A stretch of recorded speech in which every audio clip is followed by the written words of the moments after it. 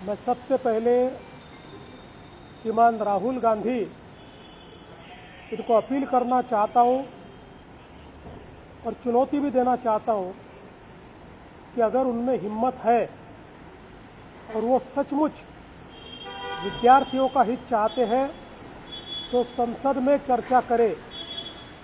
अगर लोकतंत्र मानते हैं, संविधान में विश्वास है, लोकतंत्र में संविधान में चर्चा की सबसे महत्वपूर्ण जगह और निर्णय की सबसे महत्वपूर्ण जगह ये संसद है। आप क्यों भागते हो चर्चा से? क्योंकि आपको डर है कि आपकी पोल खुल जाएगी।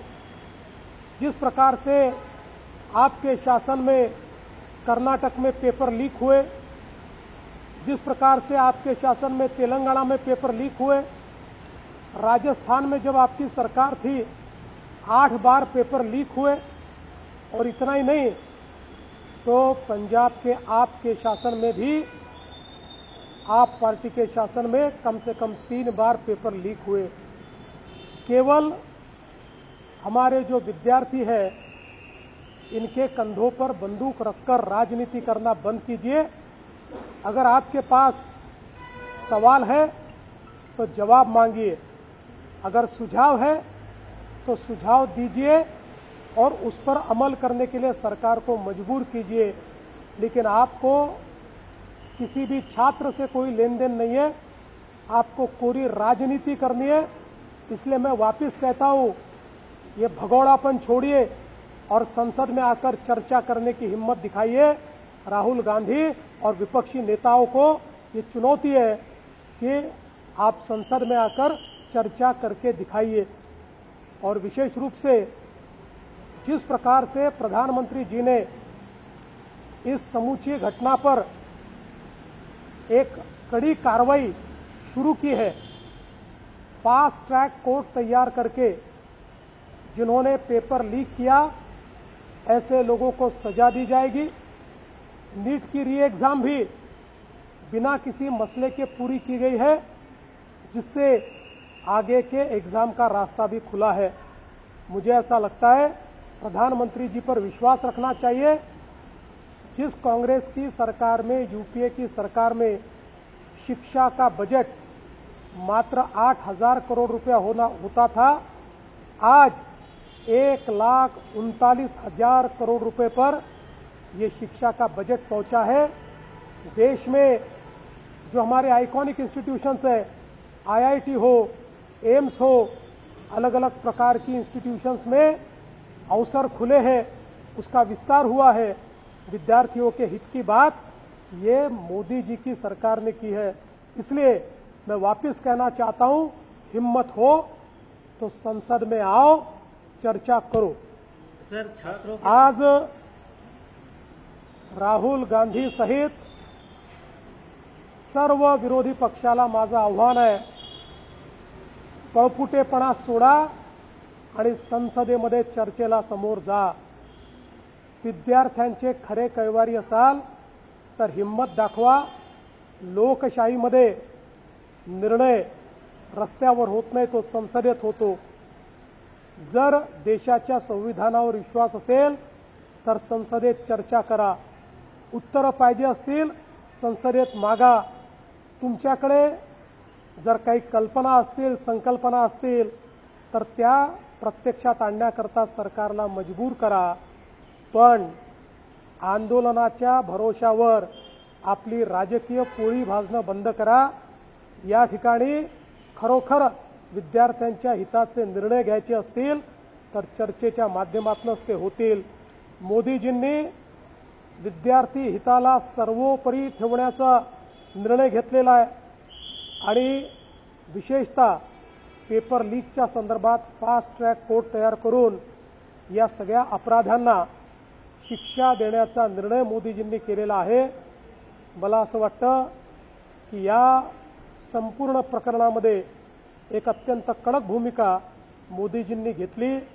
नीटची पुनर्परीक्षा झाल्यानंतर कुठलीही अडचण न येता ही परीक्षा पूर्ण झालेली आहे। विद्यार्थी खुश आहेत, ते त्या ठिकाणी पास झाल्यानंतर सेलिब्रेशन्स करतायत। अशाच पुढच्या सगळ्या परीक्षा झाल्या पाहिजे, या दृष्टीनं ही चर्चा अत्यंत आवश्यक आहे. खरं म्हणजे आपल्याला कल्पना आहे, UPAच्या सरकारच्या काळामध्ये 8,000 कोटी रुपयाचं केवळ देशाचं बजेट होतं, ते आता 1,39,000 कोटीचं मोदीजींनी केलं आहे.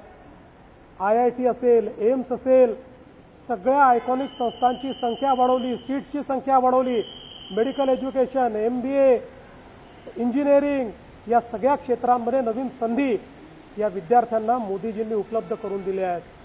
पण विरोधी पक्षाची चर्चा करण्याची हिंमत नाही, कारण त्यांना याचं उत्तर द्यावं लागेल. कशा पद्धतीनं कर्नाटकमध्ये पेपर लीक झाला, त्यांना उत्तर द्यावं लागेल. कशा पद्धतीनं तेलंगणामध्ये पेपर लीक झाले, आप पार्टीला उत्तर द्यावं लागेल. पंजाबमध्ये कशा प्रकारे लीक झाले, काँग्रेसला उत्तर द्यावं लागेल. राजस्थानमध्ये त्यांची सरकार असताना 8 वेळा पेपर लीक झाले. त्यांच्या प्रत्येक सरकारमध्ये झालेला घोटाळा बाहेर येईल. आणि म्हणून त्यांना या ठिकाणी चर्चा करायची नाहीये. अराजकता हीच केवळ मानसिकता आहे, अराजकतावादी मानसिकतेत चाललेलं आहे. येत्या रविवारी मुंबईमध्ये 2 ठाकरे बंधू आंदोलन करतायत. ते म्हणतात की आम्ही विद्यार्थ्यांसाठी आता रस्त्यावर उतरतो. मी फक्त आठवण करून देतो, या राज्यातला सगळ्यात मोठा TET घोटाळा उद्धव ठाकरे मुख्यमंत्री असताना झाला आणि IAS अधिकाऱ्यापासून सगळे त्याच्यामध्ये सामील होते. इतका मोठा घोटाळा राज्याच्या इतिहासात झाला नाही. एवढंच नाही तर त्यांच्या मंत्रिमंडळातल्या मंत्र्यांवर थेट आरोप लागले. त्या ठिकाणी केवळ पेपर लीकच झाला नाही, तर जे नापास होते त्यांना पास करण्याचा पराक्रम देखील त्यांच्याच काळामध्ये झाला. आम्ही तर TETच्या परीक्षेमध्ये घोटाळा होतो लक्षात आल्याबरोबर परीक्षा व्हायच्या आधी घोटाळेबाजांना पकडलं आणि त्या ठिकाणी त्यांच्यावर कारवाई देखील केली. त्यामुळे आपलं ठेवायचं झाकून आणि दुसऱ्याचं पायचं वाकून हे बंद करा. सर, दुसरीकडे पोलिसांवर मुंबईच्या वेगवेगळे आरोप केले गेलेले आहेत. काँग्रेस असेल, ठाकरे असेल, यांचं असं म्हणणं आहे की पोलीस ड्रग्सच्या धमक्या देत आहेत, पोरांना मारहाण करतायत. तुम्ही ती चौकशी केली की काय आहे? असा एक व्हिडिओ समोर आलेला आहे, त्याची चौकशी चालली आहे. पण चौकशी सुरू असताना त्या पोलिसावर कारवाई करण्यात आलेली आहे आणि त्याला त्या ठिकाणी पोलीस स्टेशनमधून काढण्यात आलेलं आहे आणि चौकशी चाललेली आहे. अनेक ठिकाणी पोलिसांवर सुद्धा मोठ्या प्रमाणामध्ये मारहाणीचे व्हिडिओ समोर येत आहेत. वेगामध्ये राज्यात सुद्धा दुर्दैवाने काही लोक या आंदोलनामध्ये ज्या प्रकारे दगडफेक करत होते, पोलिसांवर हल्ला करत होते, मला असं वाटतं की ते कुठल्याही पद्धतीनं विद्यार्थ्यांच्या मागणीकरता आलेले नव्हते. तर या आंदोलनाचा फायदा घेऊन आपल्याला अराजकता कशी तयार करता येईल या मानसिकतेचे लोक तिथे होते. अशा पद्धतीची काही मंडळी त्या ठिकाणी वागत होती. मला असं वाटतं की जे आंदोलन करतायत त्यांनीही अशा प्रवृत्तीकडे लक्ष दिलं पाहिजे. सर, ठाकरे ब्रदर्स जो है छात्रों के पीछे खड़े और कह रहे हैं कि इस आंदोलन को हम बड़ी ताकत से आगे बढ़ाएंगे. देखिए, वो केवल अपनी पार्टी का अस्तित्व ढूंढ रहे. उनकी पार्टी की जमीन छूट गई है. उनको लगता है इस आंदोलन के माध्यम से उस जमीन को वो वापस तलाशेंगे.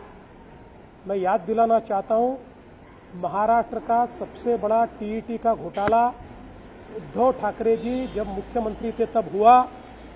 उसमें कई लोग लिप्त पाए गए, उनके मंत्री भी लिप्त पाए गए.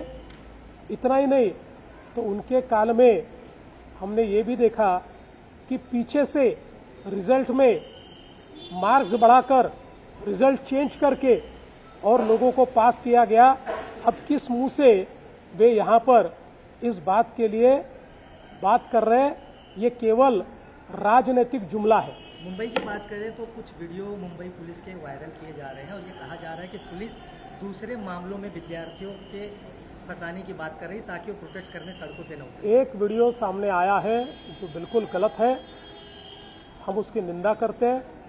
तुरंत उसके ऊपर कार्रवाई की गई है और पूरे मामले की सत्यता की जांच चल रही है. राजनेताओं के बाद अब कुछ सेलिब्रिटी सड़कों पे उतर रहे हैं छात्रों के कंधे पर पैर रख कर, जिससे हंगामा और बढ़ रहा है.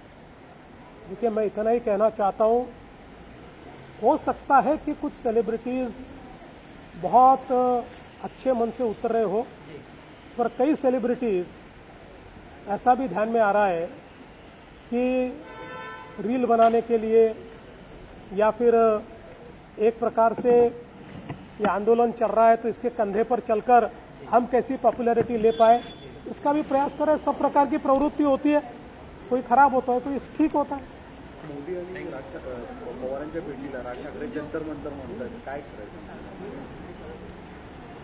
जेव्हापासनं राज ठाकरे आणि पवार साहेबांमध्ये अंतर वाढलं तेव्हापासनं त्यांना सगळं जंतर मंतर दिसतं।